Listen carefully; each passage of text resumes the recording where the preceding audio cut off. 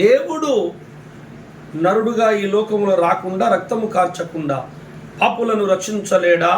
దేవునికి అది శాత కాదా అనే ప్రశ్న మేము వేస్తున్నాం. దుష్టులను శిక్షించుటకు అక్కడే ఉండి శిక్షించవచ్చుగా, మంచివారిని రక్షించుటకు అక్కడ నుండి రక్షించవచ్చు కదా. ఎందుకు వచ్చాడు మరి? Praise the lord. అందరికీ వందనాలు. మన ప్రభువైన క్రీస్తు నుండి మీకు కృపా సమాధానాలు కలుగుగాక. శ్రీ సత్యదేవ మినిస్ట్రీస్ ఛానల్లో ప్రసారమవుతున్న విశ్వ విజ్ఞాన వేద పాఠాలనే కార్యక్రమాన్ని చూస్తున్నటువంటి క్రీస్తునందు దాసురాళ్లకు, మరి సహోదరులకు, క్రీస్తునందు పిల్లలందరికీ మా నిండు మనసుతో స్వాగతము, ఘన స్వాగతం పలుకుతున్నాం. అనేక మర్మములు తెలుసుకొని క్రీస్తు వలె చెక్కబడుతూ యేసు రాకడకు సిద్ధపడుటకు ఈ పాటలను మీరందరూ తప్పక వినవలసిందిగా క్రీస్తు పేరిట మనవి చేస్తున్నారు. ఎవరైనా ఈ ఛానల్ సబ్స్క్రైబ్ చేసుకున్నట్లయితే సబ్స్క్రైబ్ చేసుకోండి. మరి తప్పకుండా లైక్ కొట్టండి, ఇతరులకు షేర్ చేయండి. మనము సమయము పోనీయక సద్వినియోగం చేసుకుందాం.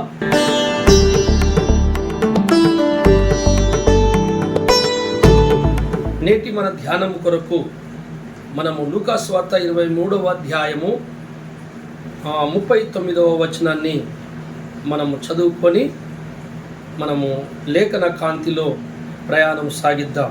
వేలాడవేయబడిన ఆ నేరస్తులలో ఒకడు ఆయనను దూషించుచు, నీవు క్రీస్తువు కదా, నిన్ను నీవు రక్షించుకొనుము, మమ్మను కూడా రక్షించుమని చెప్పెను. అయితే రెండవ వాడు వారిని గద్దించి, నీవు అదే శిక్షా విధిలో ఉన్నావు కనుక దేవునికి భయపడవా? మనకైతే ఇది న్యాయమే, మనము చేసిన వాటికి తగిన ఫలము పొందుచున్నాము గాని ఈయన ఏ తప్పిదమును చేయలేదని చెప్పి ఆయనను చూచి, యేసు, నీవు నీ రాజ్యంలోనికి వచ్చినప్పుడు నన్ను జ్ఞాపకము చేసుకొనుమనెను. అందుకు ఆయన వానితో, నేడు నీవు నాతో కూడా పరదేశంలో ఉందువని నిశ్చయముగా నీతో చెప్పుచున్నాను. నేను చిన్న మాట ప్రార్థన చేసుకుంటా.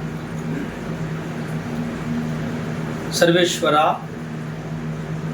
మనుషుల అంతరంగములో ఆలోచన పుట్టక ముందే ఎరిగినవాడా, అగోచరుడా, వరత్పరుడా, పూజ్యుడా, ఆరాధ్యుడా, నీకే స్తుతి స్తోత్రములు ఇస్తున్నాములు. అయ్యా, విశ్వవిజ్ఞాన వేదపడలనే కార్యక్రమాన్ని స్థాపించి మీరు నడిపిస్తున్న వాడవు, దీని వెనకాల ఉన్నవాడవు నీవు. అయ్యా, మరి అనేకుల దృష్టికి ఈ ఛానల్ని తీసుకెళ్ళి మీరు చెబుతున్న ఈ సత్యాలను అనేకులు నేర్చుకొని వారి ఆత్మీయ జీవితంలో బలపడుటకు మీరు కార్యం చేయండి. వింటున్నటువంటి నా సోదరులకు, నీ ప్రియ బిడ్డలందరి ఉదయాలలో ఆత్మకార్యం చేసి నీ వాక్యము వారి ఉదయములో ప్రకాశింపజేసి, వారి కుటుంబంలో ప్రకాశింపజేసి, అయ్యా వారిని ఆశీర్వదించి దీవించండి. మరి నీ దాసుడు బలహీనుడై ఉన్నాడు, నీ దాసుని బలహీనతలను తొలగించి మీరే శక్తినిచ్చి మాట్లాడు. మీరే నీ దాసుల్లో ఉండి మాట్లాడి నీ ఆత్మకార్యం చేయమని వింటున్న బిడ్డల దగ్గర కానీ, చెబుతున్న నా దగ్గర కానీ దుష్టుడు ఏదైనా పని చేస్తున్నట్లయితే వాని క్రియలను, వాని పనిని యేసు నామములో బంధిస్తున్నా. మీ కార్యం మాత్రమే జరిగించుకోమని మా రక్షకుడు ప్రభువైన యేసు నామములో ప్రార్థిస్తున్నాను తండ్రి. ఆమేన్. మంచిది దేవులారా, ఈరోజు మన ప్రభు అయిన యేసుక్రీస్తు మనకిచ్చిన ఈ సమయాన్ని బట్టి మనం ప్రభుని ఎంతగానో స్తుతించవలసి ఉన్నది. ప్రభు వాక్యములకి వెళ్ళి మనం నేర్చుకోవాల్సిన సంగతులు చాలా ఉన్నాయి. లేఖనములను వీళ్ళరా ప్రతి ఒక్కరూ చదవచ్చిన వారు చదవాలి, వినగలిగేవారు వినాలి. వినగలిగి చదువురాని వాళ్ళు, వినగలిగే వారు, వింటున్న వారిలో దేవుడి ఆత్మీయ కార్యం చేస్తుంది. చదువుతున్న వారిలో కూడా దేవుని ఆత్మీయ కార్యం చేస్తుంది. దేవుని ఆత్మ లేకుండా అయితే వినేటళ్ళకి ఏమీ అర్థం కాదు, చదివే వారికి కూడా ఏమి అర్థం కాదు. వాక్య పఠనము, వాక్య చదవడం అనేది ప్రతి ఇంట్లో, ప్రతి హృదయంలో జరగాలి. వినడం అనేది కూడా జరగాలి. వాక్యము వెల్లడగుడుతోనే వెలుగు కలుగుతుంది, ఆ కుటుంబం ఆశీర్వదింపబడుతుంది, ఆ జీవితము ఉదయము ఆశీర్వదింపబడుతుంది. వాక్యమే మనకు వెలుగై వాక్యాన్ని పక్కకు పెట్టిన వాడు చేసే కార్యాలన్నీ చీకటి సంబంధం. వాక్యము వెలుగన్నప్పుడు వాక్య ప్రకారం చేసినప్పుడే కదా మనం వెలుగు అవుతాం. వాక్య ప్రకారము లేనటువంటి ప్రార్థన, భక్తి, సమర్పణ చీకటి సంబంధం అయిపోతుంది. అది ఫలభరితము కాదు. అందుకని మరి ఈ లోకములో ఈ వాక్యం తెలియని వారు, యేసు తెలియని వారు కూడా ఎన్నో కార్యాలు చేస్తున్నారు, ఎన్నో మంచి పనులు చేస్తున్నారు. అవన్నీ ఫలితం లేదే. అది భూలోకానికి ఉపయోగపడుతుందేమో కానీ పరలోకానికి తీసుకెళ్ళవు. కనుక పాపము పోగొట్టుకొని, యేసును నమ్ముకొని పాపం పోగొట్టుకున్నా సరే వాక్యం అనేది ద్వారానే మనము చెక్కబడాలి, దిద్దబడాలన్నదే దేవుని నియమం. మంచిది. ఈ సమయంలో మనం ఒక లేఖనం చదువుకుందాం. యేసుక్రీస్తు ప్రభుల వారిని ఈ భూమి మీద నరుడుగా వచ్చినటువంటి దేవుణ్ణి శిలువ మీదకి ఎక్కించి అతని 2 చేతులకు 2 మొరలు కొట్టి, కాళ్ళకు రెండిటి కలిపి ఒక మొల కొట్టి విరేలాడదీశారు. అతనితో పాటు 2 దొంగల్ని కూడా విరేలాడదీశారు. అయితే ఆ దొంగలు ఏమంటున్నారంటే, మీరు క్రీస్తువు కదా, నువ్వు అభిషిక్తుడవు కదా, నువ్వు దైవ కుమారునివి కదా, నువ్వు శిలువ మీదకి వెళ్ళి దిగవయ్యా, నీకేం కర్మ అంతగానం బాధపడుతున్నావు? మేమంటే ఏ శక్తి లేని వాళ్ళము, మహిమలు లేని వాళ్ళము, దైవత్వము లేని వాళ్ళము, మమ్మల్ని మేము కాపాడుకోలేము, మేము నరులం, నువ్వు దైవ కుమారుడివి కదా, నువ్వు దిగు, మమ్మల్ని దింపు అని అతన్ని అడుగుతున్నారు. అతనిలో ఒక్కడేమో మారు మనసు పొంది గుర్తుబట్టి నన్ను జ్ఞాపకం చేసుకో నీ రాకడలో అంటున్నాడు. మొట్టమొదట 2 దూషించారు. మొదట 27వ అధ్యాయం 42వ వచనము, అదే మత్తయి సువార్త 27:42 వచనంలో ఏముంది చూడండి. వీడు ఇతరులను రక్షించెను, తన్ను తానే రక్షించుకొనలేడు. ఇశ్రాయేలు రాజు కదా, ఇప్పుడు శిల్వ మీద నుండి దిగిన ఎడల వాణ్ణి నమ్ముదుము. వాడు దేవుని యందు విశ్వాసం ఉంచెను. నేను దేవుని కుమారుడని చెప్పాను గనుక ఆయనకి ఇష్టడైతే ఆయన ఇప్పుడు వాళ్ళని తప్పించునని చెప్పిరి. ఆయనతో కూడా శిలువ వేయబడిన బందిపోటు దొంగలును అలాగే ఆయనను నిందించిరి. 2 దొంగలు ఆయనతో పాటు శిలువకి వేయబడ్డ 2 దొంగలు కూడా అలాగే నిందించిరి. ఎలాగే? వాళ్ళు సైనికులు ఎలాగైతే నిందించారో, ఎగతాళి చేశారో, నువ్వు దేవుని కుమారుడు అయితే దిగవయ్యా అని అన్నట్టుగా వీళ్ళు కూడా 2 దూషించారు, 2 దొంగలు. కానీ కొంతసేపటికి ఒక దొంగ మార్పు చెందాడు. సరే, మనం ఈ విషయం తెలుసుకునే ముందు మనం ఒక విషయం ప్రశ్న వేసుకుందాం. ఈ పాఠము క్రీస్తు బిడ్డలకు, క్రీస్తుని నమ్మని ఇతర దేశ ప్రజలకు ఈ పాఠాలు ఉపయోగపడాలనేది నా దృక్పథం అండి. విశ్వవిజ్ఞాన వేద పాఠాలనే కార్యక్రమంలో చెప్పబడుతున్న పాఠాలు ఇటు తెలియని ప్రజలకు సువార్తగాను, తెలిసిన వారికి కనువిప్పుగాను, ఆత్మీయ జీవితంలో ఎదుగుదలగాను ఉండాలన్న దృక్పథముతో, ఆలోచనతో నేను ఈ పాఠాలను చెప్పిస్తున్నాడు ప్రభువే. నేనే పాడివాడని పనికిరాని వాడు. చాలా జాగ్రత్తగా ఆలోచించినట్లయితే పరమాత్ముడైన దేవుడు నరుడుగా వచ్చి శిలువ మీద మరణం తన ప్రాణం పెడుతున్నా పాపులకు కూడా. ఒక మాట మనం ఆలోచించినట్లయితే దేవుడు నరుడుగా రావలసి అవసరమేమున్నది? మనుషుల పాపము నుండి రక్షించుటకు దేవుడు నరుడుగా వచ్చి తన రక్తమంతా కార్చాలి అనే నియమము సకల వేద సారము, బైబిల్ సారం. ఈ నియమము, ఈ రక్త ప్రోక్షణ నియమము ఎందుకు పెట్టారు దేవుడు? రక్తము చిందించలేకుండా మనుషులని పాపము నుండి కాపాడే శక్తి దేవునికి లేదా? ఒకటి. రెండోది, వాళ్ళని రక్షించుటకు చనిపోవాల్సిన అవసరం దేవునికి ఏమొచ్చింది? సరే, రక్తం అంటే రక్తం అన్నావు కనుక, నీతిమంతుని రక్తము అన్నావు కనుక, సరే రక్తము శిలువ మీద గార్చేసి రక్తమంతా గారిపోయిందిరా బాబు మీకు ఇచ్చేసిన అని చెప్పి మళ్ళీ వెంటనే తన మహిమతోని శీలలు ఉడగొట్టుకొని గాయాలన్నీ 2 సెకండ్లో మాయం చేసుకోగలడు. ఆయన పెద్ద లెక్క కదా ఆయనకి. సచిన సేవలను లేపిండు కదా. 4 రోజులు మురిగిపోయిన అవయవాలు, లివరు, పేగులు, గుండె, కార్యము, ఊపిరితిత్తులు మొత్తం వాసిపోతాయి. 4 రోజుల శవము సమాధిలో నుంచి బయటికి తీస్తే వాసిపోయి ఉంటుంది, మురిగిపోయి, అవసరమైతే పగిలిపోతుంది కూడా. అలాంటి మురిగిపోయిన అవయవాలని ఒక్క మాట మాట్లాడగానే తాజా అవయవాలుగా మారిపోయి లేచి వచ్చాడు కదా లాజరు. మరి అంత శక్తివంతుడు కదా నువ్వు. సరే రక్తం అవసరం అన్నావు కనుక సరితీ సార్, రక్తం గార్చేసి కొద్దిసేపు అంతా గారిపోయినాక ఆ రక్తం ఇచ్చేసాను రా, అయిపోయింది. ఇక యేసు నామం ఆ శక్తి గల నామం కదా, ఆయన యొక్క శక్తితో బలం చేత వెంటనే ఆ శీలల్ని మహిమ చేత ఉడగొట్టేసుకొని గాయాలు మాన్పేసుకొని మళ్ళీ యథావిధిగా అందరికీ దగ్గమని మెరుచుకుండా కనబడితే అక్కడ ఉన్న సైనికులందరూ కాళ్ళ మీద పడి, తండ్రి నువ్వు దేవుడు అని లోకము యేసు ప్రభు దేవుడు అని నమ్ముకుంటారు కదండి. ఇంత కష్టం ఎందుకు? ఈ ప్రశ్న ఎప్పుడైనా వచ్చిందా మనకి? అవి నాకు అత్తయ్యండి ఇటువంటి. ఎందుకంటే నేను చెప్పే పాఠాలు వట్టి నమ్ముతున్న వాళ్లకు అభివృద్ధిగా ఉండటానికి మాత్రమే కాదు, నమ్మని వారికి కూడా కనువిప్పు జరగాలి, నమ్ముతున్న వారికి జ్ఞానము రావాలి. అందుకని నేను 2 వైపులుగా మాట్లాడి చెప్తున్నాను. వాళ్ళు అంటున్నారు కదా 3 మేకులు పీక్కొని రాలేని వాడు ఏం దేవుడు రాలి. ఆ సంగతి తెలియాలి కదా వీళ్ళకి. అరే చచ్చిపోయిన శవం లేపినోడు శిలువ మీద ఎందుకు చనిపోయాడు వీళ్ళు ఆలోచించుకోవద్దా? మనిషికి దెయ్యము ఆవరిస్తే, అజ్ఞానమైన చీకటి ఆవరిస్తే, చీకటి అంటేనే దెయ్యం అండి. ఈ అజ్ఞానమైన చీకటి పొర వారి మనోనేత్రములకు కప్పబడ్డాయి. అందుకే ఆత్మజ్ఞానం అర్థము కాదు అని భగవద్గీతలో రాయబడి ఉన్నది. ఆత్మజ్ఞానం అర్థము కాకుండా గర్భస్థ పిండము మావి చేత కప్పబడినట్లు, పొగచేత అగ్ని కప్పబడినట్లు, కామము, క్రోధము, మోహ, మదమాస్త్యం అధమ గుణముల చేత, 6 అధమ గుణముల చేత మనోనేత్రములు దేవుని గ్రహించే ఆత్మనేత్రములు మూయబడ్డాయి అన్నాడు. మరి నేను అదే చెప్తున్నాను, ఆ నేత్రములు తెరవాలి కదా.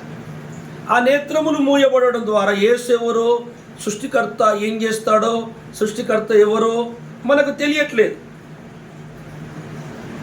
రక్తమే కావాలి, రక్తమే కావాలి, రక్తమే కావాలి. మరి రక్తం కావాలి, అది కూడా దేవుని రక్తం కావాలి, అవతార పురుషుని రక్తం కావాలి, యజ్ఞ పురుషుడు యాగం అయిపోవాలన్నావు కదా. సరే బాగానే ఉన్నదండి, వేదాలను కూడా అదే ఉన్నది. రక్త పురుషుని లేనిది పాపక్షమాపణ లేదని. సరే రక్తము మరి చిందించి అంత కారిపోయిన తర్వాత శిలువలో 3 మేకులని 5 సెకండ్లు ఉడగొట్టేసుకొని దిగి దగ్గమని మెరిసే ఆ శరీరముతో ఆ సైనికులకి ఇట్లా 2 చేతులు లేపి చూపిస్తే అందరూ కాళ్ళ మీద పడిపోయారు కదా. ఈ మాత్రం తెలివి దేవునికి లేకుండా పోయిందంటారా? అవును, మనుషులకు బాగా తెలివి ఉందండి. తెలివి ఎక్కువైతే కూడా ప్రాబ్లమే. మనిషికి ఎంత ఉండాలో అంత ఉంటేనే కరెక్ట్. అతి తెలివి ఉపయోగిస్తారు. అయితే ఈ ప్రశ్న పుట్టకపోతే జ్ఞానము రాదు. ఇది దేవుడు నాకు నేర్పించిన పాఠం. ప్రశ్న పుట్టాలి, అప్పుడే సత్యము తెలుస్తుంది. ప్రశ్నని ఎలా ఇట్టెట్లా వద్దన్నప్పుడే సత్యవంతులు పరిశోధకులకి ప్రశ్నకు సమాధానం దొరకకపోతే నిద్ర కూడా ఊరు, అన్నం కూడా తినరు. ఈ డూప్లికేట్ భక్తులకి ఏదైనా ప్రశ్న ఎదురైతే మనకు తెలియకపోతే ఏమైందిలే, మనకు ఆ డబ్బులు దొరుకుతున్నాయి, తిండి దొరుకుతుంది, మనం టచ్ చేయగానే కింద పడిపోతున్నారు, దేయాలు వెళ్ళిపోతున్నాయి, ఇంకెందుకండి మనకు గొడవ అని అర్థం కాకపోతే పక్క పెట్టండి, ఇక డబ్బులు వస్తున్నాయా లేవా, మనం ప్రార్థన చేయగానే టచ్ అనగానే కింద పడిపోతున్నారు, ఇంకేంటి ఉన్నట్టుగా దేవుడు. సాతాను కూడా సచిన సేవలను లేపబోతున్నాడు త్వరలో, పెద్ద లెక్కేం కాదు. వాడు వచ్చిన రోజు అబద్ధ క్రీస్తట మహత్కార్యములు చేస్తాడట, సూచక క్రియలు చేస్తాడట, యేసు ప్రభు చేసిన దానికంటే ఎక్కువ చేస్తాడట. మరి ఆయన వెనకాల వెళ్ళిపోతారట చాలామంది. ఆలోచించుకోండి చేతులారా. మరి ఆ మాత్రం తెలియదేనివి లేదా? ఒక్క దెబ్బతో ప్రపంచాన్ని నమ్మే, మొత్తం ప్రపంచం అంతా, భూ ప్రపంచమే యేసు ప్రభు నమ్ముకుంటుండే. నేను చెప్పినట్టు చేస్తాను. ఇప్పుడు నేను అన్నట్టుగా యేసు ప్రభు చేస్తే శిలువ మీదకి వెళ్ళి కిందికి వచ్చి, అంటే అప్పుడున్న భూప్రపంచం మొత్తం నమ్ముకును, ఇప్పుడు కూడా నమ్ముకు, అట్లా బతికే ఉంటాడు కదా, ఇంకేంది ఆయన ఎప్పటికీ. మరి ఎందుకు చనిపోవాలి? అసలు రక్తమే కార్చకుండా ఎందుకు రక్షించలేడు? ఫస్ట్ ప్రశ్నకు మనం సమాధానం.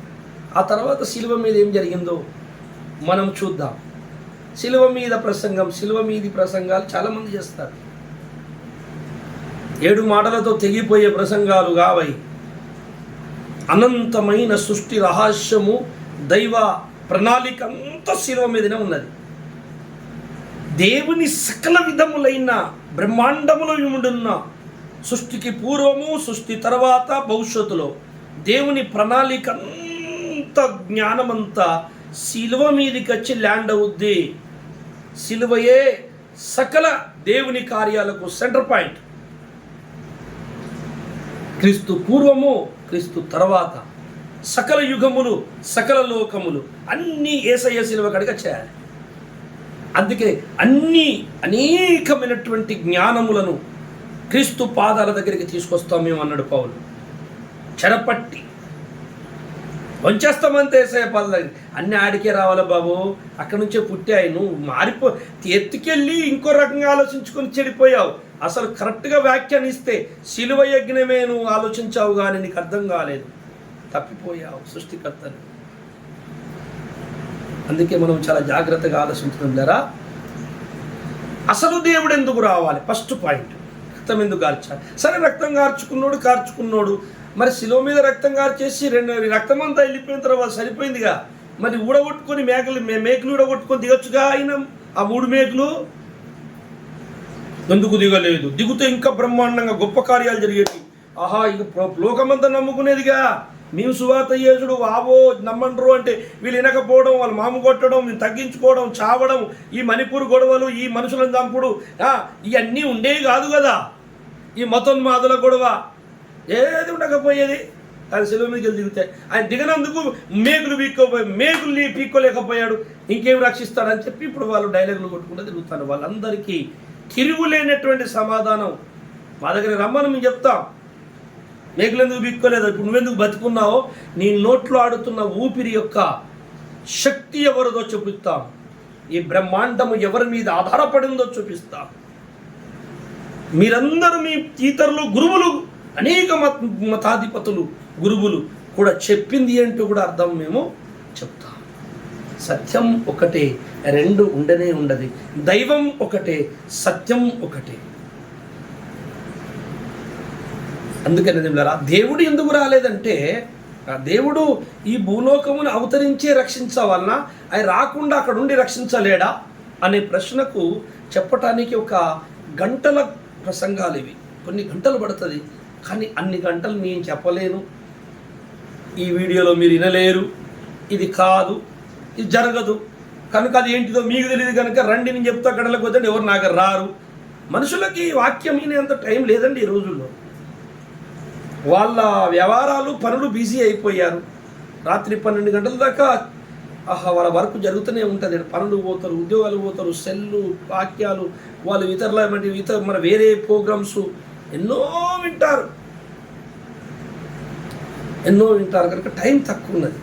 అందుకే నేనేం చేశాను, ప్రార్థన చేసి, దేవా మరి గంట వీడియో చూస్తానికే దిక్కులేరు, 2-3 గంటల వీడియోలు చూస్తారు సార్, మరి ఇంత పెద్ద విషయాన్ని నేను ఒక షార్ట్కట్లో ఒక ముక్కతో కంసంగా అవగాహన అర్థం కొంచెం మన మైండ్లో ఉండడానికన్నా నేను చెప్పడానికి ఏదైనా ఉపాయం చెప్పండి అయ్యా అంటే ఆయన ఒక వచనం ఇచ్చాడు నాకు.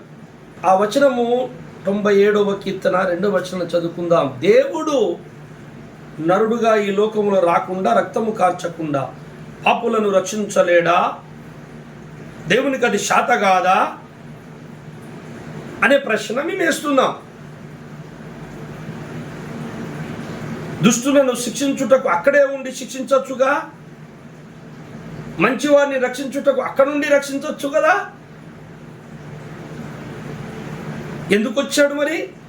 మేఘాంధకారములు ఆయన చుట్టూ ఉండును, నీతి న్యాయములు ఆయన సింహాసనమునకు ఆధారం. అది ఈ ఒక్క మాటలో 3 గంటల ప్రసంగం ఉన్నది నేను చెప్పలేను. కానీ ఈ బ్రహ్మాండాన్ని, దైవ రహస్యాన్ని వివరించే ఈ ఒక్క మాట దేవుని మనస్సుని, దేవుని అంతరంగంలో అలరారుతున్న మహా ప్రణాళికను వివరిస్తుంది వచనం. ఈ సృష్టిని చేయటానికి దేవునికి ఏది కారణమాయనో, ఏది మూలమాయనో దాన్ని గురించి వివరిస్తుంది ఈ వచనం. దాన్ని చాలా టైం పడుతుంది, నేను ఒక మాట చెప్పి వచ్చేస్తాను. దేవుడు ఒక సింహాసనము ఉన్నదట, ఆయనకు ఒక కుర్చీ. ఆయన సర్వలోకాన్ని సృజించి వాటిని పరిపాలిస్తున్నాడు దాని మీద కూర్చొని. ఆయన ఎక్కడైతే ఉండి పరిపాలిస్తున్నాడో, ఏ స్టాండర్డ్, ఏ కుర్చీ అనగానే మనం అనుకున్నటువంటి ఈ 4 కాళ్ళకి కుర్చీ కావచ్చు అనుకునేది. దేవుడు ఎక్కడ నిలబడి అంటే ఎక్కడ నుండి పరిపాలిస్తున్నాడు అన్నమాట. ఏ స్థితిలో ఉండి పరిపాలిస్తున్నాడు, ఏ ఆలోచనల నుండి పరిపాలిస్తున్నాడు, ఏ అధికారములో ఉండి పరిపాలిస్తున్నాడు. చాలామందికి అధికారాలు మరి ప్రజలు ఇస్తారు, కానీ దేవునికి అధికారం ఎవరు ఇయ్యరు. తన అధికారానికి తనే బాధ్యుడు, తన అధికారము తనే ఏర్పరచుకున్నాడు, తన పనిని తనే ఏర్పరచుకున్నాడు. తనకంటే గొప్పవాడు కానీ తనకేమో చేసేవాడు లేడు సృష్టిలో. ఆయన పేరే సృష్టికర్త. ఇంకొకరికి లొంగి ఉన్నాడంటే, ఇంకొకరు డామినేట్ కింద నడుస్తున్నాడంటే అతను సృష్టికర్త కాదు, సృష్టింపబడ్డవాడు. ఆ దూత కావచ్చు, మనిషి కావచ్చు. అర్థమై ఉంటుంది మీకు. కనుక ఏది అతని కంటే గొప్పదన్నది ఏది లేనివాడు, అన్నిటికీ అతీతుడు, అన్నిటికంటే శ్రేష్ఠుడు, అన్నిటికంటే గొప్పవాడి పేరే సృష్టికర్త. కనుక అతనికి చెప్పేవాడు కూడా లేడు. కానీ అతని గుణం ఎట్లాంటిదో మీకు చెప్తున్నామండి. అతడు పెట్టుకున్నాడు ఒక బౌండరీ, అతడు పెట్టుకున్నాడు ఒక హద్దు, తనకు తనే నియమించుకున్నాడు ఒక పని, తనకు తనే వేసుకున్నాడు ఒక పునాది. ఆ 2 స్తంభాలు 2 పునాదుల మీద నిలబడ్డాడు, కూర్చేసుకొని కూర్చున్నాడు. అక్కడ నుండి పరిపాలిస్తున్నాడు. ఆ రెండేటి పేరు, ఒక పేరు, ఒక స్తంభం పేరు ఏంటమ్మా? నీతి. 2 స్తంభం పేరు న్యాయం. ఈ 2 స్తంభాల మీద యేసయ్య కూర్చున్నది. మనం కూర్చునే కుర్చీకి 4 కావాలి, ఎందుకంటే 2 ఉంటే ఆగది గిరి కింద పడిపోతుంది. కానీ దేవుడున్న సింహాసనం 2 కాళ్ళు. ఆ 2 కాళ్ళు ఏంటయ్యా అంటే నీతి న్యాయములని బైబిల్ చెప్తుంది. ఈ నీతి న్యాయములు దేనికి ఆధారములు? దేవుడు కూర్చునే సింహాసనములు. మళ్ళీ చదవండి. నీతి న్యాయములు ఆధారములు. జాగ్రత్తగా మాట గుర్తుపెట్టుకోండి. ఆయన అంటే ఎవరు? యేసుక్రీస్తు. ఆయనకు ఒక సింహాసనం ఉన్నది. ఆ సింహాసనానికి 2 కాళ్ళు ఉన్నాయి, 4 కాళ్ళు లేవు. ఆధారం అంటే ఏంటి? స్తంభాలు. నేను కూర్చున్నాను ఇప్పుడు కుర్చీలో, నేను కూర్చున్న ఈ కుర్చీకి ఆధారములు 2 కాళ్ళు, 4 కాళ్ళు. అలాగే దేవుడు కూర్చున్నటువంటి అధికారంకి 2 ఆధారాలు ఉన్నాయి. ఏంటి? ఒకటి నీతి న్యాయం. అదండి అసలు ప్రాబ్లం. అక్కడ వచ్చి పడింది. దేవుడే ఆ స్తంభాలను ఏర్పరచుకున్నాడు, ఆ పునాదులను ఏర్పరచుకున్నాడు, ఆ ఆధారమును ఏర్పరచుకున్నాడు. అందులో నీతి న్యాయం అనే 2 ఒక కాలుని మనం విరగొట్టిన, దేవుడు ఒకదాన్ని పోగొట్టుకున్న ఆయన సింహాసనమే కూలిపోతుంది. ఆ దేవుడే కాదు, అతడు ఫ్లాప్ అయిపోతాడు, ఫెయిల్ అయిపోతాడు. అతనికి వ్యతిరేకమైన దుష్టశక్తే జయిస్తుంది, సృష్టిని ఏలుతుంది. అది అసలు కథ. వెలుగు స్వరూపుడైన దేవుడు తను ఏర్పరచుకున్న 2 స్తంభాల మీద ఉన్నాడు. అది నీతి న్యాయం. కనుక అతను తనే ఏర్పరచుకున్న నీతికి, తనే ఏర్పరచుకున్న న్యాయానికి తనే వ్యతిరేకంగా పనిచేసినట్లయితే తనను తనే ఖండించుకున్నట్లు, తనకు తనే సంహరించుకున్నట్లు అవుతుంది. కనుక తనకు తనే ఎప్పుడు దేవుడు ఖండించుకోడు, తనకు తనే అన్యాయం చేసుకోడు, తనకు తనే నాశనము చేసుకోడు. తన నియమించుకున్న నియమానికే వ్యతిరేకంగా ప్రవర్తించడు. తన కట్టడకు తన ఏర్పరచుకున్న కట్టడకు తనే వ్యతిరేక దిశలో ప్రయాణము చెయ్యడు.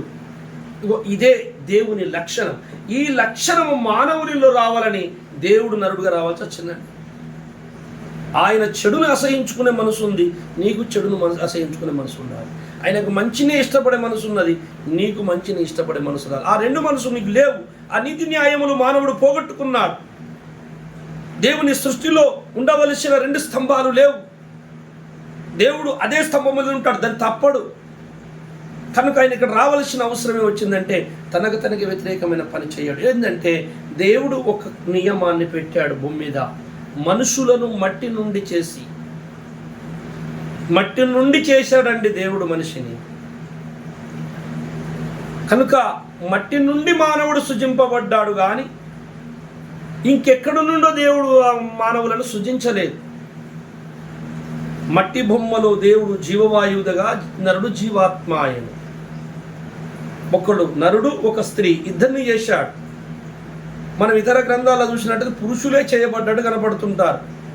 స్త్రీలు ఎక్కడి నుంచి వచ్చారో చెప్పరు అడిగితే. అది కూడా మట్టి నుండి కాదు, దేవుని లోపల నుంచే వచ్చారని చెప్తారు. కానీ ఇక్కడ అది కాదు, దేవుని లోపల నుంచి వచ్చింది. ఒకటి మట్టి నుండి చేయబడింది, మరొకటి సృష్టి ప్లస్ కర్త. ఇద్దరి లోపల శిరసగా భాగం కలిస్తే మానవుడు. ఈ లింక్ ఉంది కనుక దేవుడు రావాల్సి వచ్చింది. ఈ లింకుని సక్సెస్ చేయాలి. ఈ లింకు ఇట్లా కరెక్ట్ చేయకపోతే దేవుడు పని, దేవుడు ఓడిపోయినోడు అవుతాడు, తనకు తనే ఖండించుకున్నోడు అవుతాడు, తనకు తనే వ్యతిరేక దిశలో ప్రయాణం చేసినోడు అవుతాడు, తన నియమాన్ని తనే కొట్టేసుకున్నవాడు అవుతాడు. అలాంటి పని దేవుడు చెయ్యడు. అందుకని నిమ్మలరా, దేవుడు మనుష్యుని మట్టి నుండి చేసి ఒక నియమం పెట్టాడు.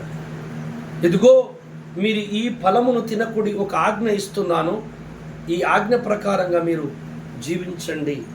నరుని ఎలా చేశాడు? తన స్వరూపములో చేశాడు. ఫస్ట్ చూడండి, మొదటి అధ్యాయం, ఆదికాండం 1వ అధ్యాయం 27వ వచనం చదవండి. దేవుడు తన స్వరూపమందు నరుణ్ణి సృజించెను, దేవుని స్వరూపమందు వారిని సృజించెను, స్త్రీని గాను పురుషుని గాను వారిని సృజించెను. చాలు. దేవుని స్వరూపముగా దేవుడు నరుడని చేశాడు. అది తర్వాత ఆ రూపము పోయింది. ఎప్పుడు పోయిందంటే, వాళ్ళు ఎప్పుడైతే దేవుడు పెట్టిన ఆజ్ఞను అతిక్రమించారో. దేవుడి దగ్గర మనుషులకు దేవుడు పెట్టిన నియమం ఏంటంటే, ఆజ్ఞ అతిక్రమమే పాపము. కనుక ఆ పాపమే మరణమైంది. ఈ మొదటి ఆదాము అవ్వ దేవుడు చెప్పినటువంటి మాటను వాళ్ళు పాటించలేదు. తినకూడదన్న ఫలమును తినేశారు, చేయకూడదన్న తప్పు చేసేశారు. ఎవరి మాట వినొద్దంటే ఆ మాట వినేశారు. దుష్టుడనే సాతానును తినేటట్టు చేశారు వారిని. కనుక దేవుని మాటను వాడు వినలేదు కనుక పాపము నరులోపలి ప్రవేశించింది. పాపమే మరణమైంది. పాపమే మరణమైంది. 3వ అధ్యాయం 11వ వచనం ఆదికాండం చదవండి. అందుకాయన, నీవు దిగంబరివని నీకు తెలిపిన వాడెవడు? నీవు తినకూడదని నేను నీకు ఆజ్ఞాపించిన వృక్ష ఫలములు తింటివా అని అడిగాను. అందుకు ఆదాము, నాతో నుండుటకు నీవు నాకు ఇచ్చిన ఈ స్త్రీయే ఆ వృక్ష ఫలములు కొన్ని నాకు ఇయ్యగా నేను తింటిననేను. అప్పుడు దేవుడిని యెహోవా స్త్రీతో, నీవు చేసినది ఏమిటో అడగగా. అక్కడ శపించడం మొదలైంది, అక్కడ శాపం మొదలైంది, అక్కడ ఒక ప్రళయము జరిగింది. దేవుని స్వరూపములో చేయబడ్డ నరుడు, దేవుడు తండ్రి కుమార పరిశుద్ధాత్మనే ఓ గొప్ప శక్తి క్షేత్రం మహాజ్యోతి అయి ఉన్నాడు. త్రిత్వమైన దేవుడు మానవుని శరీరము, ప్రాణము, ఆత్మ 3 భాగాలుగా చేయబడ్డ ఈ ఆకారమే పేరే నరుడు. మరణము లేదు, రోగము లేదు, ఏది లేదు నరుడికి దేవుడు చేసిన ఆదాముకి. ఎప్పుడైతే దేవుని ఆజ్ఞ అతిక్రమించాడో, ఎప్పుడైతే పాపం చేశాడో, అతని లోపలికి పాపం ప్రవేశించడం ద్వారా, పాపము ద్వారా వచ్చు జీతం మరణం. కనుక మరణములో ఏం జరుగుతుంది మానవునికి? ఆత్మకి ఎక్కడ మరణం ఉందండి? ఆత్మ చావదా? మరి చచ్చిపోయింది ఏంటిది? అక్కడ 2 మరణములు సంభవించాయి. ఒకటి, ఆత్మ పాపముగా ముద్రింపబడి దేవునికి వేరయ్యింది. అంటే దేవునికి నరుని ఆత్మకి సమాధానం లేదు కనుక ఆత్మ దేవునికి అనుకూలంగా లేదు. ఆత్మనుసారం కట్టయిపోయింది. శరీరము నాశనమైంది. మరణము ద్వారా శరీరం మట్టిలో కలిసిపోతుంది. ఆత్మనేమో దేవునికి వ్యతిరేక దిశలో పనిచేసింది కనుక, ఆజ్ఞ అతిక్రమం చేసింది కనుక దేవునికి దూరం అయిపోతుంది. 2 నష్టాలు తెచ్చిపెట్టుకున్నాడు మానవుడు. చనిపోయి ఆత్మ ప్రాణం అక్కడ ఉంటుంది, శరీరం ఏమో మట్టిలో కలిసిపోతుంది మరణం ద్వారా. ఇప్పుడు మనిషికి ఆత్మ ప్రాణము ఉంది కానీ శరీరము లేదు. శరీరం మట్టిలో కలిసిపోయింది.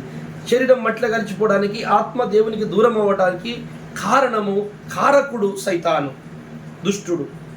కనుక వాళ్ళ పాపంలో పడగొట్టాడు కనుక వాళ్ళ మీద అధికారం అయిపోయింది. వానికి అధికారం దొరికింది భూమి మీద. కనుక వాళ్ళ చేతుల్లోకి వెళ్ళిన అధికారము మళ్ళీ తీసుకొని నా బిడ్డలకు ఇవ్వాలి, నా బిడ్డలకు అధికారం మళ్ళీ ఇవ్వాలి, నా బిడ్డల్ని పరిపూర్ణంగా చేయాలి. అసంపూర్ణులైపోయారు. పాపము చేత విచ్చలవిడైపోయింది. నేను సృష్టించిన సృష్టి త్రిత్వం భాగము లేదు. మానవుడు శరీరం పోగొట్టుకున్నాడు, ఆత్మ దూరం అయిపోయింది నాకు. కనుక ఈ రెండు కార్యాలు, ఆత్మ దగ్గర కావాలి నాకు, శరీరం మళ్ళీ కావాలి నరుడికి. ఇవి పాపము లేనివై ఉండాలి కానీ పాపము కలిగినవి ఉండకూడదు అని పరమాత్ముడైన దేవుడు ఈ లోకానికి వచ్చాడు.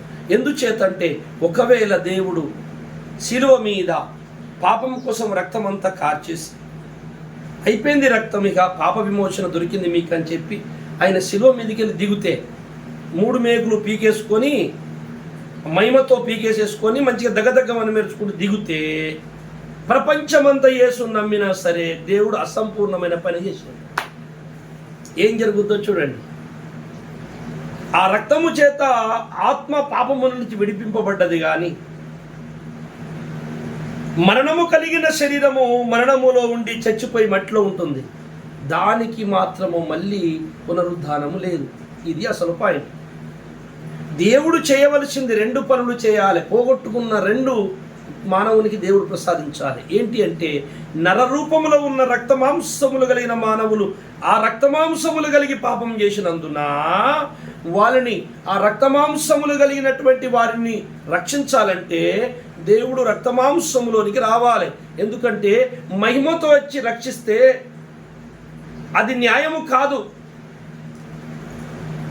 దేవుని దృష్టికి తన న్యాయాన్ని తనే తప్పినట్టు మహిమతో వచ్చి శరీరం లేకుండా వచ్చి దేవుడు మనుషులు రక్షిస్తే.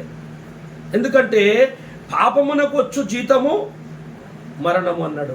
ఆజ్ఞ అతిక్రమమే పాపం అన్నాడు కదా. మరి నువ్వే పాపం అని అంటావు, మళ్ళీ పాపం అలాగే ఉంచి పాపానికి పరిహారము చెల్లించకుండా పాపమే పోకుండా మళ్ళీ నువ్వు వాళ్ళని బలిమిడికి రక్షిస్తే ఎట్లా? నీకు నువ్వే అన్యాయం చేసుకున్నాను అయితే. అప్పుడు సైతాన్ అంటాడు, అట్లయితే నన్ను కూడా మీ రాజ్యం తీసుకోండి. దేవుడు తీసుకోవడానికి అసంపూర్ణమైన పని చేయడు.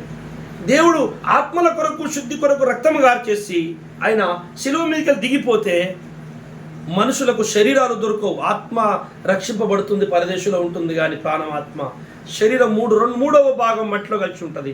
దేవుడు నరుడను అసంపూర్ణం చేశాడు. కనుక సైతాన్ అంటాడు, సార్ నేను చెడగొట్టిన దాన్ని నువ్వు బాగు చేయలేకపోయావు కనుక నేనే ఈ ప్రపంచాన్ని ఏలుకుంటా. ఎందుకంటే నువ్వు శరీరమును తీసి మళ్ళీ నరులకు ఇయ్యలేకపోయినావు. శరీరం మట్టిలో కలిసిపోయింది. ఆ మరణమును నువ్వు మరణము వాళ్ళు గెలవలేరు కదా. మరణము గెలుచుడు అంటే అర్థమైంది పునరుద్ధానం చెందుట. ఆత్మ పోయి రక్షింపబడి దేవుని దగ్గర ఉంటే లాభం ఏమున్నది? శరీరం లేని ఆత్మలు దేవుడు చేసింది అసంపూర్ణమే కదా. సగం అక్కడ ఉంది, సగం మట్టిలో కలిసింది. దేవుడు ఓడిపోయినాడు అవుతాడు సైతాన్ ముందు. నో, విశ్వకర్త ఓడిపోడు. అందుకే దేవుడు ఏ పని చేసినా సంపూర్ణం. దేవుని బిడ్డలు, నిజమైన ప్రార్థన పరులు, దేవుని సేవకులు ఏ పని చేసినా సంపూర్ణం చేస్తారు, అసంపూర్ణం చేయరు. అది ఆత్మజ్ఞానం అంటారు దాన్ని. దైవాత్మ ప్రేరేపణ ఉన్నవాడు ఇలా ఆలోచిస్తాడండి. అందుకే దేవుడు ఆత్మ ప్రాణమును మాత్రమే గాక శరీరమును కూడా రక్షించుటకు 2 కార్యములు శిలువ మీద చేశాడు. ఈ 2 కార్యములు చేయకపోతే తను నియమించిన నియమానికి తనే వ్యతిరేక దిశలో ప్రయాణం చేసిన వాడవుతాడే దేవుడు. ఎందుకంటే మరి మట్టిలో శరీరం ఉన్నది, ఆత్మకు రక్తం ఇచ్చినో శుద్ధి అయిపోయింది, కానీ శరీరం మాత్రం మరణం పట్టేసింది, లేవది. ఓడిపోయాడు దేవుడు, చేయలేకపోయాడు, లేపలేకపోయాడు. అప్పుడు మానవుడు అసంపూర్ణంగా దేవుడు రక్షించినట్టే కానీ సంపూర్ణంగా రక్షించినట్టు కాదు. సగము సత్యమే కానీ పూర్తి సత్యము కాదు. నేను ఎప్పటి నుంచి అంటాను, సగం సత్యం ఉంటుంది, పూర్తి సత్యం ఉంటుంది. శిలువ మీద రక్తం గార్చి మానవుల పాపాల ఆత్మల శుద్ధి చేసింది సగం సత్యం. యేసుక్రీస్తు మరణించి మరణపు ముళ్ళు విరిసి తిరిగి లేచింది పూర్తి సత్యం. 2 దశల పని చేశాడు దేవుడు, ఒక్కటి చేయలే. నా తండ్రి చల్లని దేవుడు అన్యాయము చేయుట అసంభవం, సర్వశక్తుడు దుష్కర్యము చేయుట అసంభవం అనే లేఖనం సెలవించింది. అందుకే అడిగిన, అసంభవము కదా, నువ్వు ఎలా జరిగింది ప్రభు ఇలా అంటే అసలు కథగిరి. చాలా జాగ్రత్తగా ఉన్నది దగ్గర. అప్పుడు దేవుడు ఏం చేశాడంటే ప్రాణం మాత్రమే, రక్తం మాత్రమే కాదు, దేవుడు మరణము కూడా రుచి చూడాలి. అందుకే ఆయన మరణపు రుచి చూసినప్పుడు ఆయన నమ్మిన వారి పాపాలన్నీ అతని మీదనే కొట్టుకుపోతున్నాయి. మరణించాడు, మరణము అతన్ని బంధించలేకపోయెను. పాతాళ శక్తులు ఆయనను బంధించలేకపోయాను, ఎందుకంటే ఆయన పరిశుద్ధుడు. ఈయన కూడా పాతాళానికి వెళ్ళిపోయాడు మనుషుల ఆత్మలు పోయినట్టే, ఏది పక్కన ఉన్న దొంగను పట్టుకొని. అందుకే నేడు నువ్వు నాతో పాటు పరదేశంలో ఉంటున్నా, ఈయనతో వెళ్ళాడు. ఆయన పట్టలేకపోయారు, ఆయన పట్టలేకపోయాయి. మరణము బంధించలేకపోయిందట యేసయ్యని. మరణము బంధిస్తే యేసయ్య శరీరం కూడా సమాధుల్లో ఉండేది. అయితే మనుషులందరినీ బంధించేసింది, ఎందుకంటే వాళ్ళు పాపులు కనుక. శరీరం పునరుద్ధానం చెందాలి, ఆత్మ రక్షింపబడాలి. 2 పనుల కోసం ఆయన పాతాళానికి నీతిమంతుల ఆత్మల్ని బయట తీసుకొచ్చాడు. చెరను చెరగా పట్టుకొని పోయిన బైబిల్ చెప్తుంది, తులసి పత్రిక.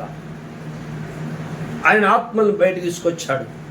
ఇప్పుడు ఆ ఆత్మలన్నీ పరదేశంలో ఉన్నాయి, దేవుని స్వాధీనంలో. రేపు రాబోతున్నాడు, వచ్చినప్పుడు మట్టిలో ఉన్న వారి శరీరాలను లేపి ఆ మట్టి దేహం మీద మహిమని కప్పితే ఇక మరణము, దుఃఖం అవుట్.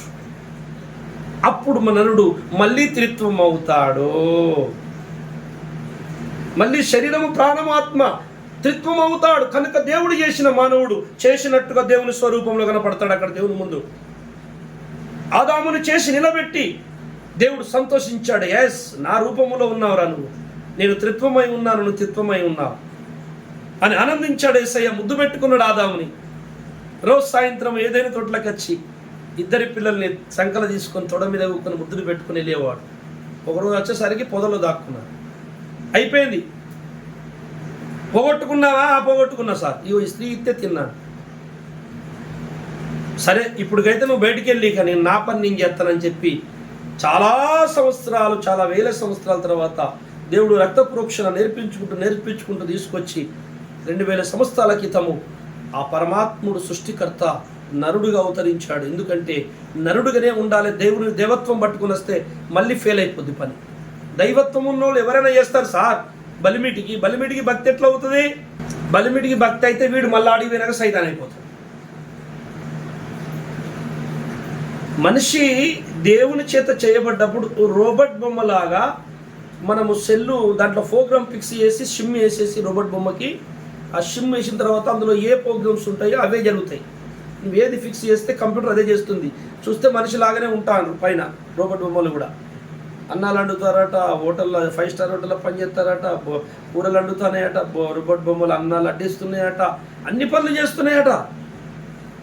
దేవుడు అలాగే చేస్తే అయిపోయేది కదా మనల్ని. ఎటంటే అటు నొక్కితే అటు వెళ్ళేవాళ్ళు, ఇటు వెళ్ళేవారు, ఆఫ్ చేస్తే ఆ సైలెంట్ కూర్చునేవారు, ఏ పాపం జరిగేది కాదు. కానీ దేవుడు అలా చేయలేదండి. మనుషులు రోబోట్ బొమ్మలు కాదు. మనిషిని దేవుడు ఎలా చేశాడంటే తన వలె స్వతంత్రంగా స్వేచ్ఛగా ఆలోచించి తనకిష్టమైంది చేయగలిగే మనస్సు కలిగిన వాడు మానవుడు. ఆ మనస్సుని దేవుడే వారికి ఇచ్చారు. ఇప్పుడు బలిమి చేత ఆ మనసు తన తట్టు తిప్పుకొని రోబోట్ బొమ్మలాగా చేసుకుంటే అది అసంపూర్ణమే కానీ సంపూర్ణము కాదు. అది ప్రేమ కాదు, అది బలిమి. ప్రేమ అంటే ఏంటంటే తనకు తనే లోబడుట ప్రేమ, తనకి తనే ఇష్టపడుట ప్రేమ. ఎవరో ఒత్తిడి చేత నీకు తీసుకుపోయి నువ్వు వాళ్ళ కూర్చోబెట్టి పెళ్లి చేస్తే వాళ్ళు బతుకుతారా? కాదు. దేవుని దగ్గర మనుషులు జీవించాలి. దైవ నివాసము మనుషులతో కూడా ఉండెను, వారాయనకు ప్రజలయుందురు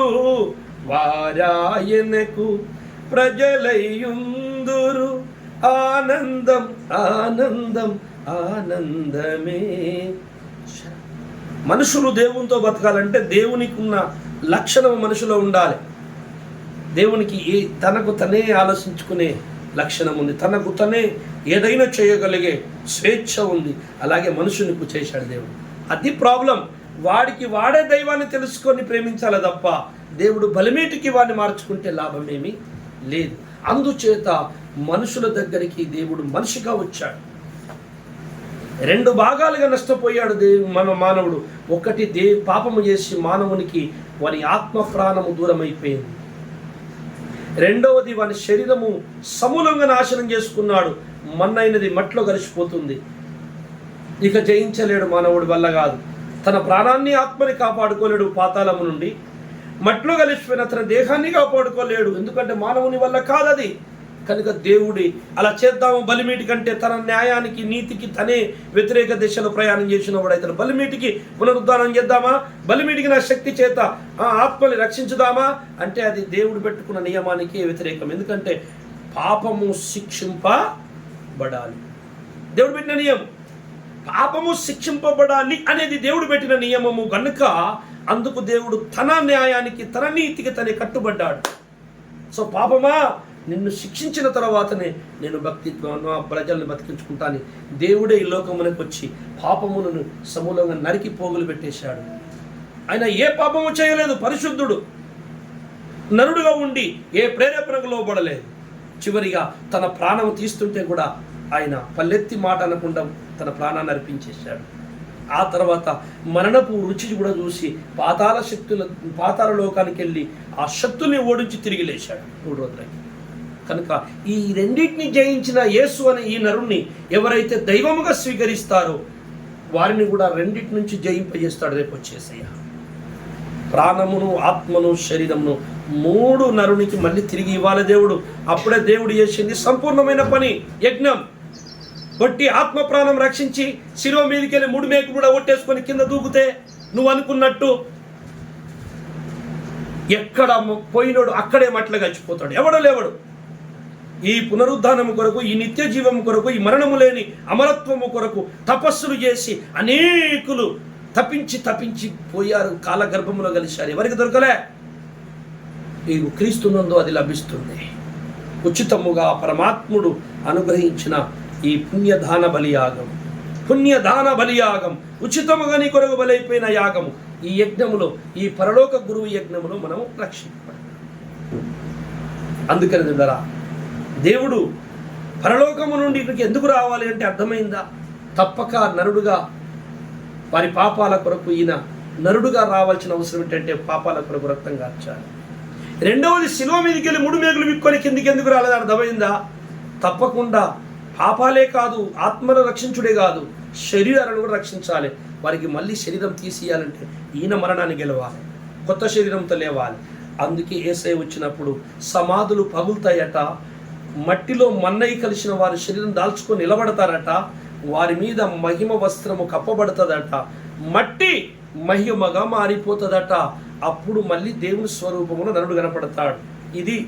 దీనికోసం వచ్చాడు ఆయన. వచ్చి శిలువ మీద మేకులు పీక్కోకుండా అలాగే ఉన్నాడు. 4 రోజుల మురిగిపోయిన శవము లేపినోడు మేకులు తీసుకొని రాలేడా అండి? ఈ మాత్రం ఇంగిత జ్ఞానం లేదా ప్రజలకి?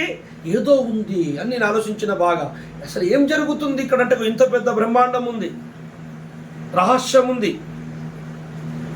అదిగో అతడు శిలువ మీద ఏలడబడి తీశారు. పక్కన 2 దొంగలు ఫస్ట్ దూషించారు వాళ్ళు కూడా అందరితో పాటు. అయితే ఈ 2 దొంగలేమో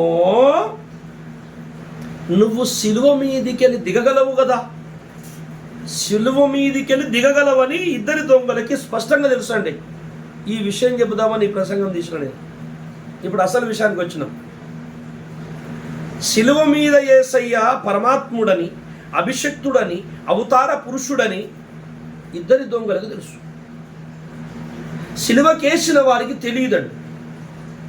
వాళ్ళు రోమన్ సైనికులు, అన్యులు. పట్టించిందేమో యూదులు, వాళ్లకు కూడా కళ్ళు మూయబడ్డాయి, తెలియదు. కానీ అతడు ఏదైనా చేయగలడని వాళ్ళకు కూడా తెలుసు, పట్టించిన వాళ్ళకు కూడా తెలుసు. చెయ్యగలడు కానీ మేము దేవుడుగా ఒప్పుకోము, ఎందుకంటే వారి మనోనేత్రములు మూయబడ్డాయి. ఒప్పుకున్న వాళ్ళు కూడా ఉన్నారు కదా, శిశువులు తయారైంది యూదులే, అనేకులు రక్షింపబడ్డారు, యూదులు కూడా రక్షింపబడ్డారు. అప్పుడు ఆయన వెంబడించినంతా యూదులే కదా, రక్షింపబడ్డ యూదులే కదా. అప్పుడు అది ఎక్కువ శాతం మంది ఇష్టపడలేదు. అయితే ఈ దొంగలు కూడా యేసయ్య ఈయన మెస్సయ్య రక్షకుడని ఈ దొంగలకు తెలుసు. సచ్చిన లాజర్ని 4 రోజుల శవాన్ని లేపింది ఈ దొంగలకు తెలుసు. పుట్టుగుడ్డోలకు ఖండించింది ఈ దొంగలకు తెలుసు. శిలువ మీద ఏం జరిగిందో అందుకే అన్న ఇది ఒడిసేది కాదు, చాలా పెద్దది. సింపుల్గా చిన్న విషయం చెప్పి ముగించేస్తానే. ఆ దొంగలకు తెలుసు ఈయన చాలా అద్భుతము చేయగలడని. మరి ఇన్ని అద్భుతాలు చేశావు కదా యేసు, నువ్వు ఇంత గొప్ప దైవకుమారునివి కదా, మరి శిలువ మీద ఇది నేను వేసి కొడుతుంటే సైలెంట్గా ఉన్నావేందయ్యా?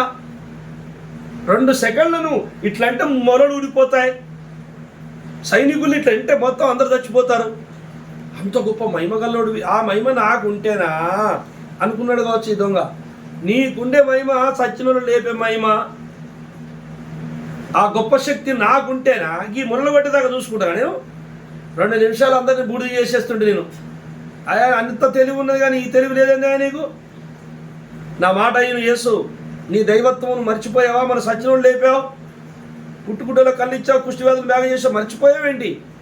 నా మాట వినండి ఒక్కసారి, మీ మహిమను మీరు జ్ఞాపకం చేసుకోండి. యేసు నువ్వు మొరలు బీకేసుకో, నువ్వు శిరో మీదకి వెళ్ళి దిగు, నీకు ఆ శక్తి ఉన్నది. దైవ కుమారుడా, చదవండి ఆ లేఖనం మళ్ళీ. లూకాసు వార్త 23:39. వేలాడబడిన ఆ నేరస్తులలో ఒకడు ఆయనను దూషించుచు, నీవు క్రీస్తువు కదా, నిన్ను నీవు రక్షించుకొనుము, మమ్మును కూడా రక్షించుమని చెప్పి. చాలు, నువ్వు క్రీస్తువు కదా. దొంగ ఏమంటున్నాడో జాగ్రత్తగా వినాలి. నీవు క్రీస్తువు కదా అంటే క్రీస్తు అని తెలుసు వీళ్ళకి. క్రీస్తు అంటే మెస్సయ్య, రక్షకుడు. నువ్వు క్రీస్తువు కదా అయ్యా, మర్చిపోయినవేంది? ఇప్పుడు ఆయన క్రీస్తు అన్న సంగతి యేసయ్య మర్చిపోయినాడు. ఇగో ఇలా ఉంటుంది ఈ లోకంలో యేసయ్యకు వ్యతిరేకంగా మాట్లాడే మాటలు. జోకులాగా నవ్వొస్తుంది ఒక్కోసారి. అంత తెలివి లేదానే మాకు యేసయ్య దేవుడు అని నమ్మినామంటే? నువ్వు బాగా తెలివి కల్లోనివని మమ్మల్ని వద్దంటున్నావా దేవుడు కాదని? ఒక్కసారి ఆలోచించండి నా సోదరులారా. యేసు ప్రభుని దూషించేటోళ్ళందరూ కూడా యేసయ్య అందరినీ ప్రేమిస్తున్నాడు. ఆమేన్. యేసయ్య కావలసింది నువ్వు దూషించినందుకు బాధ కాదు, నువ్వు దూషించిన వాడా నన్ను గుర్తుపట్టి నా దగ్గరికి వస్తే నేను సంఘనెత్తుకుంటున్నాడు. ఈ దూషించే వాళ్ళే అందరూ. ఎంతోమంది దూషించిన వాళ్ళు యేసయ్య కొరకు ప్రాణం ఇచ్చారు. ఎంతోమంది యేసయ్యను దూషించిన వాళ్ళు యేసయ్య సేవ చేశారు. యేసును నమ్ముకొని వాళ్ళ జీవితాలు ధారపోశారండి.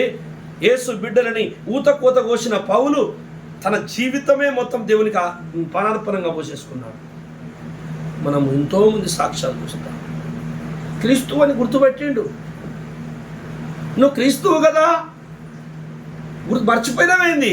ఓ యేసయ్య, మీరు క్రీస్తు, మీకు మహిమలున్నవి, మీరు సచ్చినోళ్ళు లేపారు మొన్న, మీ శక్తి మర్చిపోయినా ఏంటి? నువ్వు క్రీస్తువు కదా. అరే అవురా బాబు, నేను క్రీస్తును కదా, మరి నాకు మర్చిపోయినట్టేమైంది? సరే సరే భలే గుర్తు చేసావురా అని మార్చుకొని దిగుతాడే అనుకున్నాడు వీడు. నో, సైలెంట్గా ఉన్నాడు. బుద్ధిహీనుడు నా ఎదుట ఉన్నప్పుడు నా నోటికి నేను చిక్కము పెట్టుకున్న మాట దావీదు మాట నెరవేరింది. బుద్ధిహీనుడు మాట్లాడుతున్నాడు. బుద్ధిహీనుడు యేసయ్య 3 మేకులు పీక్కో కిందికి రా అంటున్నాడు. చూస్తున్నాడు బుద్ధిహీనుడు. ఈ బుద్ధిహీనుడు మీద నోటికి చిక్క వేసుకుని సప్పలేకున్నాడు. ఎందుకంటే ఈయన ప్రణాళిక వేరే ఉన్నది, వాడికి తెలియదు. మళ్ళీ ఇంకొకటి అంటున్నాడు, నువ్వు దిగి నన్ను, అదే అసలు కథ. ఆయన గుర్తు చేస్తున్నాడు, నువ్వు దిగుతావు, నీకు ఆ శక్తి ఉన్నది. దిగినో నువ్వు సైలెంట్గా ఉండకు, మళ్ళీ మమ్మల్ని కూడా దింపే బాంచ. మరి నువ్వేం చేస్తావురా దింపితే అంటే? వీడు శిలువ మీదకి వెళ్ళి దిగి, ఈ దొంగలట కదా, బందిపోటు దొంగలు, నేరస్తులు.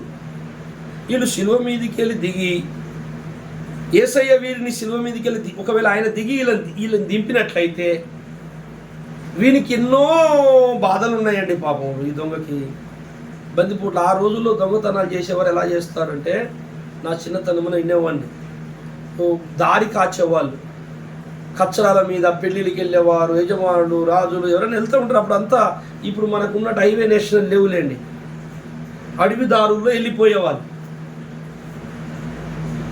ఏనుగుల మీద, ఒంటెల మీద, గాడిదల మీద, సమగ్ని పట్టుకుని రథాల మీద వెళ్ళిపోయి ప్రయాణం చేసేవారు. అప్పుడు ఈ దొంగలు ఏం చేసేవారు, అడవిలో కాసుకొని ఉండి ఆ వచ్చిన వారిని దొరకబట్టుకొని దోచుకునేవారు. దోచుకొని దొంగలు ఏం చేసేవాళ్ళంటే, వారి సొమ్ము ధనము తెచ్చి ఇంట్లో పెట్టుకోరు.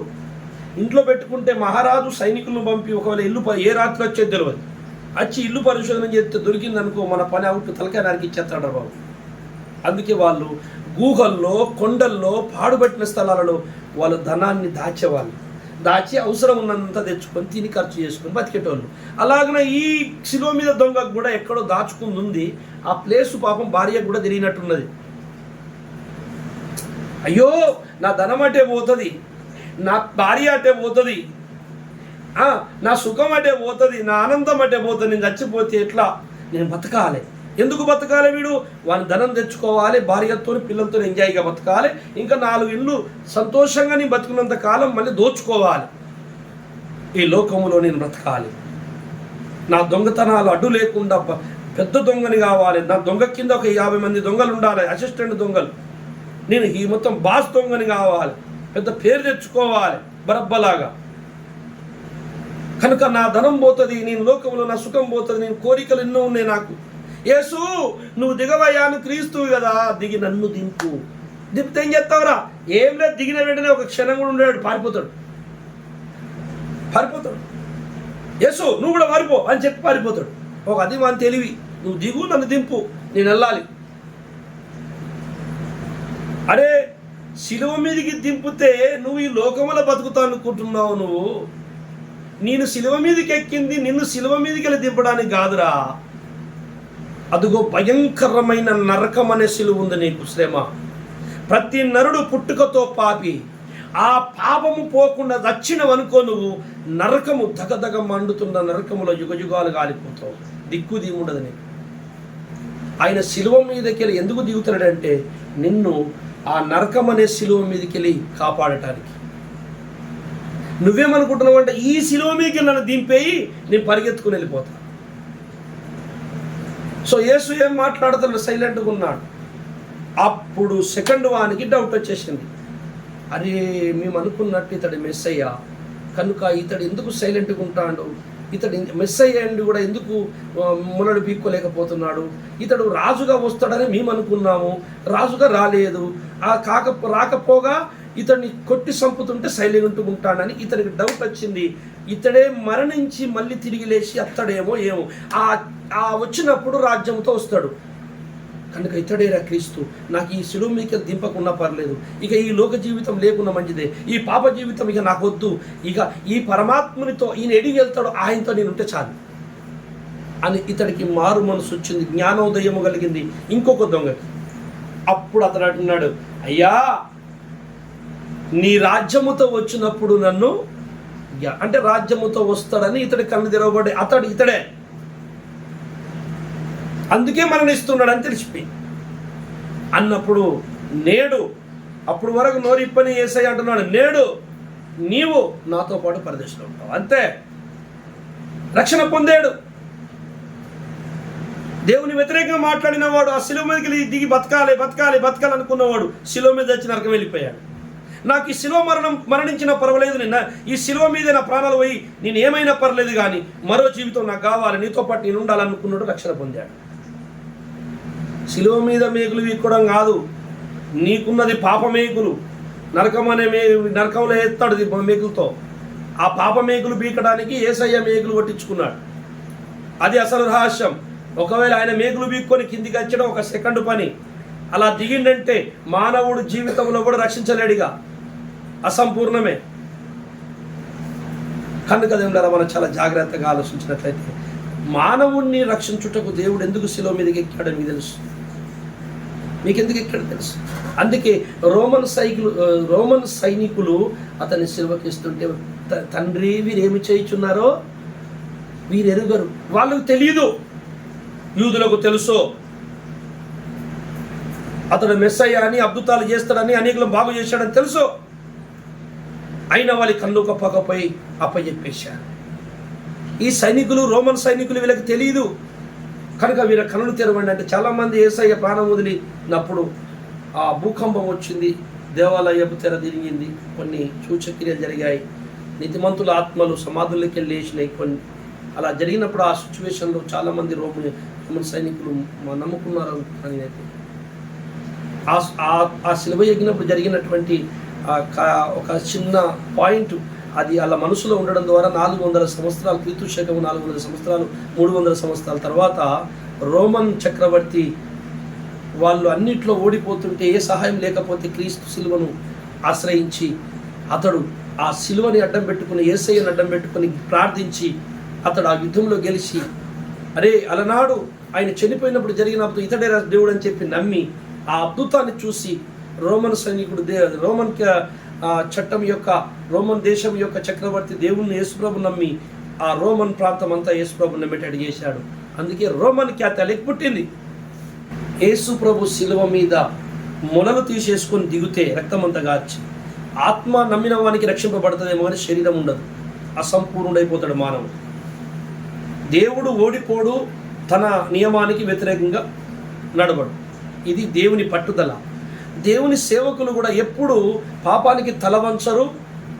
వాళ్ళు ఎన్ని పైసలు ఇచ్చినా కానీ నువ్వు చెప్పింది వినరు, వాళ్ళు చెప్పినట్టే నువ్వు వినాలి.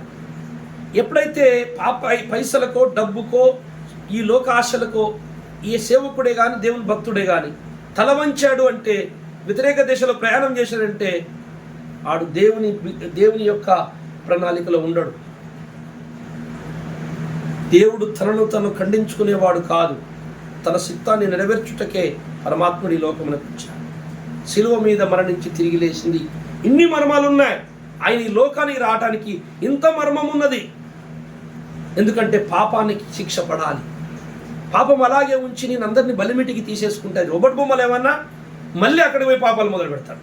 కోరికలు జాబాయి వానికి వాడే కోరిక పాపము తెలుసుకొని పాపినని కన్నీళ్లు విడిచి తన పాపాన్ని ఒప్పుకొని తనకు తనే పశ్చాత్తాపం పొంది వదులుకొని అయ్యా నీ కోసం బతుకుతాని కాళ్ళ మీద పడ్డప్పుడే వాడు లైఫ్లో ఇక పరలోకంలో దెయ్యం గాడిగా దేవుని బిడ్డే. అలాంటి వాళ్ళు కావాలి యేసయ్యకి. యేసయ్యని శిలువ మీద ఎందుకు తెచ్చాడు, మూలలు పీక్కోలేకపోతున్నామని అని అంటున్న నా స్నేహితులు, సోదరులారా, భారతీయులారా, మీరు దశరథ రంగాచార్య వారు మరి వరంగల్ వాసులు వాళ్ళు ప్రచురించిన ఆంధ్ర అనువాదం అనే 4 చతుర్వేదములను తీసుకొని చదవండి. మీకు అర్థమవుతుంది. నేను చదివినవన్నీ మానవుల పాపము నిమిత్తమే మరణించి తిరిగి లేవాల దేవుడు అందులో ఉంది. ఎక్కడ పుడతాడో ఉన్నది, అన్నీ ఉన్నాయి చూడండి. అలా కనుక తప్పకుండా మీరందరూ తెలుసుకోండి. దేవుడు చాలా మంచివాడు. యేసయ్యని ఎంత అన్నదిట్టండి, ఏమనడు. మళ్ళీ వచ్చి అయ్యో తప్పు అయిపోయింది తండ్రి అంటే కౌగిలించుకొని ముద్దు పెట్టుకుంటాడు. యేసయ్య అంత మంచితనం మీకుందా? అందుకే ఆయన తిట్టే వాళ్ళని నేను ఏమన్నా ప్రభువా, వాళ్ళు తెలియక చేస్తాను, తెలిసి చేస్తే మాత్రం ఊరుకోడు. పౌలు అంటాడు, నేను తెలియక చేస్తే కనుక దేవుడు నన్ను కనికరించాను. తెలిసి చేస్తే, తెలియకనే క్రైస్తవులను చంపేశాడు పౌలు. తర్వాత తెలిసినాక దేవుని కోసం తన జీవితాన్ని ధారపోశాడు. కనుక వీళ్ళందరూ తెలియక మాట్లాడుతున్నాడు. అయితే వాళ్ళనన్నా దేవుడు క్షమిస్తాడేమో కానీ క్రైస్తవ వేషం వేసుకొని తెలిసి నటిస్తున్న వారిని మాత్రం క్షమించాడు. ఇది అసలు రహస్యం. అందుకే వీళ్ళు తెలియక చేస్తున్నారన్నాడు. తెలిసి నువ్వు క్రీస్తువు కదా, దిగో నన్ను దింపు అని తెలిసి అన్నోని మాత్రం దేవుడు రక్షించలేదు. దేవుని గుణం ఏంటో మీరు గుర్తుపట్టండి. క్రీస్తుని మీరు స్పష్టంగా గుర్తుపట్టండి. మీ హృదయంలో అని నిక్షిప్తం చేసుకోండి. మన హృదయంలో స్థాపించుకుందాం, క్రీస్తుని ప్రతిష్ఠించుకుందాం. క్రీస్తు వలె మనం మారదాం, క్రీస్తు కొరకు బతుకుదాం. దేవుడు ఈ పాఠమును మీ హృదయమును ఫలింపజేసి అభివృద్ధి పరచునుగాక. ప్రార్థన చేసుకుందాం.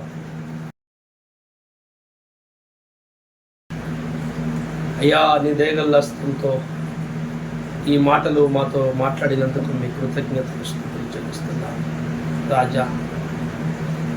అయ్యా, ఈ లోకమునకు మీరు ఎందుకు అవతరించారో, రక్తం ఎందుకు కార్చారో, చివరికి ప్రాణం కూడా ఎందుకు పెట్టారో, సమాధిని ఎందుకు గెలిచారో, ఈ విషయాలను మీరు స్పష్టంగా మాకు తెలియపరిచినందుకు అయ్యా, మరి తక్కువ సమయంలో ఎక్కువ విషయాలను మాకు చెప్పారు. ఇన్న సోదరి సోదరులకు మరి బోధించిన మాకును వింటున్న ప్రజలందరికీ ఈ పాఠము దీవెనకరంగా ఉన్నట్లు సహాయం చేయమని, అందరికీ గ్రహింపులోకి తీసుకెళ్ళు ఈ పాఠాన్ని. అయ్యా, ఈ వీడియో తండ్రి అందరూ వినాలని ఆశపడుతున్నారు. నిశ్చితమైతే విన్నటువంటి నా సోదరులందరికీ షేర్ చేసి అందరూ దృష్టికి వెళ్ళాలి, అందరూ తెలుసుకోవాలి తండ్రి.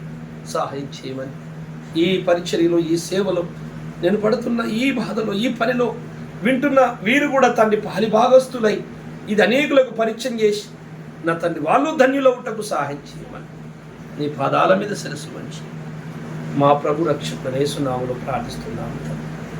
ఆమేన్. అందరికీ వందనాలు. Praise the lord. దేవుని చిత్తమైతే మరొక దినం కలుసుకుందాం.